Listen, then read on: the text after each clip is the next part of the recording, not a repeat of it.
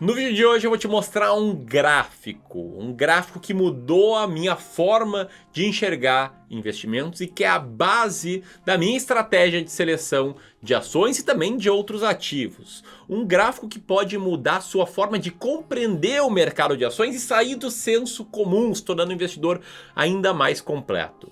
E aqui então vou te mostrar e também te explicar os motivos pelo qual esse gráfico faz muito, mas muito sentido para explicar movimentos de longo prazo do mercado de ações e como você pode usar ele a seu favor. Então presta muita atenção no que está por vir e se você gostou desse tema, está curioso para saber, eu já te convido para sentar o dedo aqui no like, porque a gente trabalhou bastante para pesquisar, foram anos estudando para chegar a essa conclusão e trazer tudo isso num vídeo para que você aprenda e consiga tomar melhores decisões, beleza? Então vamos lá!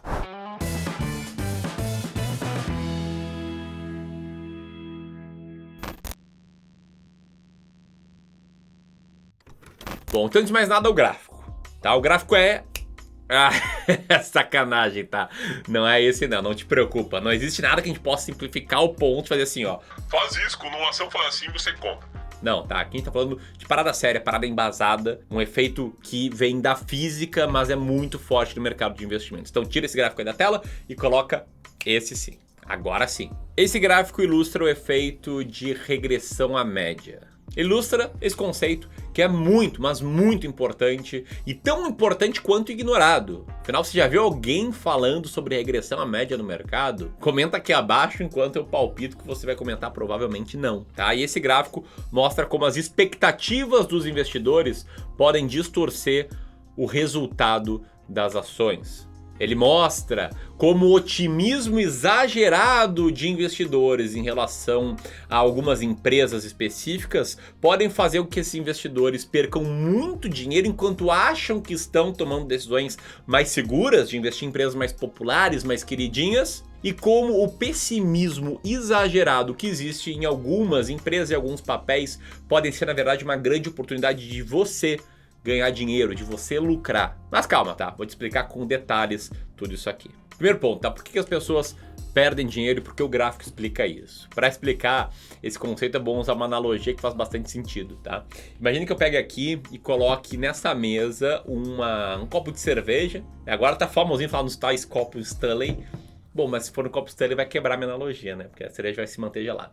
Então ele coloca aqui um copo de cerveja e uma xícara de café. Coloque os dois aqui nessa mesa e espere aí 1, 2 horas e veja a temperatura dos dois copos de novo, né? Do copo de cerveja e da xícara de café. O que vai acontecer? Se a cerveja estava gelada, ela vai esquentar, ela vai ficar mais morna, temperatura mais ambiente. E se o café estava quente, que é a temperatura em que a gente geralmente toma café, pelo menos a temperatura que eu gosto, ele vai esfriar, também vai ficar uma temperatura próxima à temperatura ambiente. O que aconteceu? A temperatura dos líquidos regrediu à média. Isso acontece também no mercado de ações. Imagina que o café está ponto lá em cima do gráfico, né, em que a parte de cima, sei lá, é a temperatura, está na maior temperatura e a cerveja está na de baixo. A cerveja vai subir e o café vai cair.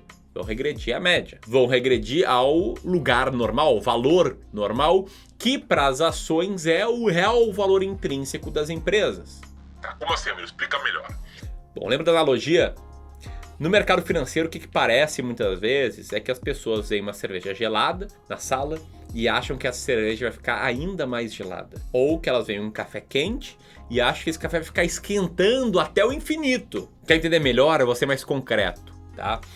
As ações no curto prazo, elas tendem a subir de preço porque as empresas que estão por trás das ações têm bons resultados e os investidores passam a ter uma boa perspectiva sobre essa empresa. Passam a acreditar que esses bons resultados se mantenham ou até, na maioria das vezes, sigam crescendo.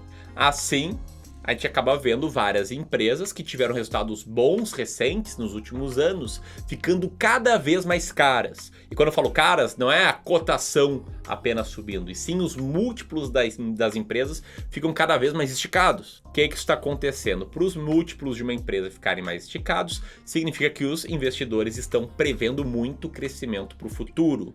E muitas vezes essa previsão de crescimento para o futuro passa do bom senso, passa do racional. Os investidores passam a extrapolar um crescimento passado para um futuro muito distante. E aí você pode pensar, Pô, amigo, mas se a ação é boa, tá num setor bom, seus dados foram bons, não significa que ela tem bons fundamentos? sim, até pode significar, só que muitas vezes ela fica num preço absolutamente incompatível. E o mesmo fenômeno, só que ao contrário, acontece com empresas impopulares. O mesmo acontece quando existe muita desconfiança do mercado para com uma empresa específica, que sei lá, está passando por um período pior no curto prazo, ou as notícias são ruins, ou o mercado enxerga que o futuro é muito desafiador. Enfim, quando o mercado não antecipa um futuro brilhante para essa empresa. E quando isso acontece, a tendência é os investidores olharem para esses resultados recentes, ou para as notícias recentes que não foram muito boas, e extrapolarem isso para um futuro distante, deixando essas ações muito baratas, com múltiplos muito baixos. Aquela coisa, o cara olha e pensa, Aí, essa empresa não, olha aí, ela perdeu o contrato, ela tá indo mal, aí nem pensar, não vou investir nela agora. e quando isso acontece, o que a gente acaba vendo é uma tendência muito parecida com essa, cujo gráfico eu peguei do livro The Acquirer's Multiple. Isso é um estudo, né, em que no T0 o autor pega as empresas mais caras da bolsa e as mais baratas com base no múltiplo price to book, o preço por valor patrimonial. E ele olha o que aconteceu nos últimos anos com essas empresas, e ele percebe que aquelas que estão mais caras tiveram crescimento, enquanto as que estão mais baratas tiveram uma queda nos lucros. Só que o que aconteceu do dia do estudo para frente? Evidentemente, na média, as cervejas geladas não ficaram mais geladas e os cafés quentes não ficaram mais quentes. Ou, em outras palavras, as ações baratas, aquelas descontadas, tiveram um crescimento do lucro de 24%, enquanto as ações mais caras tiveram sim um crescimento, só que muito menor. A taxa de crescimento regrediu à média. E a carteira de ações baratas venceu com folga a carteira de ações caras. Isso é o que os números mostram. Mas por que isso acontece? Por conta do cérebro dos investidores. Existe um viés comportamental, né? Um viés é um atalho que o nosso cérebro toma para tomada de decisões, que se chama viés da disponibilidade, ou recency em inglês, que fala que os investidores acabam dando um peso muito maior para aquelas informações que estão facilmente disponíveis nas nossas mentes, para aquelas ações recentemente disponíveis. Então, se vem uma empresa que está bombando, crescendo lucro, etc., a gente só olha o lado bom, só olha como o management foi muito bem, foi muito competente, como ela ganhou market share, como ela está indo super bem, e acaba meio que ignorando o histórico de múltiplos dela ou o preço que está sendo pago para virar sócio dela. É isso que gera, muitas vezes, a ganância e aquele efeito FOMO, né, que é o Fear of Missing Out, o medo de perder uma oportunidade. E isso faz com que, na média, os investidores, você, seus amigos que investem, etc., se sintam mais confortáveis, mais seguros ao comprar ações de empresas caras, de empresas boas, que estão tendo bons resultados, quando na verdade ele está comprando ações que estão nesse ponto aqui do gráfico, no auge dos bons resultados, no auge da extrapolação ou algo muito perto disso, e acaba pagando muito caro por elas. E isso também faz que os investidores acabam vendendo por medo as ações que estão passando períodos mais turbulentos, muitas vezes quando elas chegam nesse ponto do gráfico. E quando eu falo que esse gráfico é muito importante, regressão à média, é porque o que geralmente acontece numa indústria em que, sei lá, as empresas estão com uma margem muito grande, o lucro está crescendo um monte, está sendo só festa. O que acontece?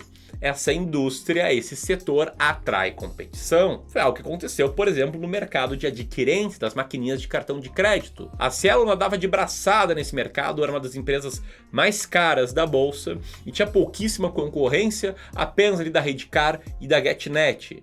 E nos últimos anos para cá, o mercado foi inundado de novas empresas de maquininha, a competição ficou muito feroz, competidores entraram e as margens de lucro e o crescimento do lucro acabou caindo muito, acabou regredindo à média.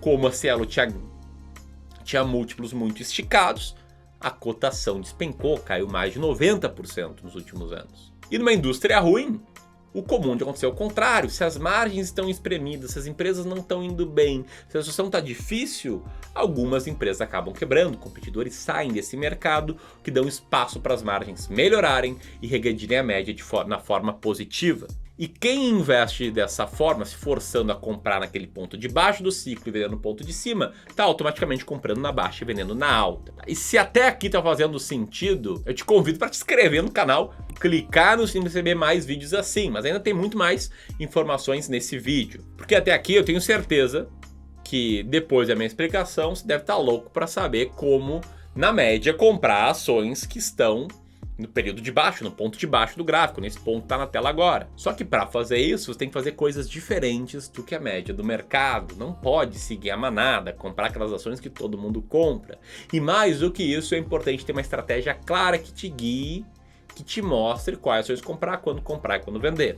Se isso te interessa, agora, no dia 22 de novembro, fazer um aulão gratuito. Para quem tiver inscrito, a inscrição está aqui, que eu vou mostrar como montar sua carteira de ações para 2022, na prática, passo a passo. Se você quer levar a sério esse jogo, quer levar a sério os investimentos em ações descontadas, baratas, com maior potencial de valorização, então aperta aqui e garante tua vaga nessa aula. Lá eu vou te mostrar a minha estratégia, que consiste em nada mais nada menos do que, após rodar alguns filtros, considerando todas as ações da bolsa, ordenar elas por aquelas que têm maior para menor earning yield, né, que é a relação entre o resultado operacional da empresa com o Total Enterprise Value, e comprar aquelas 20 que estão com esse maior earning yield. Que na média, para uma empresa ficar com earning yield alto, com um lucro operacional alto em relação ao valor total que alguém tem que pagar para essa empresa, na média ela está em um lugar muito perto desse momento de extrapolação negativa. Na média, as empresas que aparecem ali não são as empresas mais populares do mundo. E na média, por gerarem lucro operacional e os investidores estarem extrapolando, elas têm maior espaço para bons resultados. Foi assim, por exemplo, no nosso backtest, medindo a nossa estratégia, em que ações mais baratas, da linha verde desse gráfico, venceram as ações mais caras, a linha vermelha desse gráfico. Mesmo para os olhos de alguns, essas ações baratas serem consideradas como mais arriscadas. E o resultado não foi bom apenas na simulação, mas também na prática, como que a gente viu aqui no caso dos nossos clientes de gestão de carteira, na carteira de ações dele. Nesse gráfico que está na tela é o gráfico de desempenho histórico da carteira de ações de um cliente meu, que está conosco há mais de 5 anos, cuja carteira de ações brasileiras cresceu 350%, mais ou menos 225 a mais do que o Ibovespa. E enfim, toda essa nossa estratégia de seleção de ações, como eu já comentei, está baseada nesse conceito. E aí, o que você achou? Se você gostou, compartilhe esse vídeo com mais e mais pessoas. E ó, aperta aqui para se inscrever na aula do dia 22. Eu te vejo lá, um grande abraço.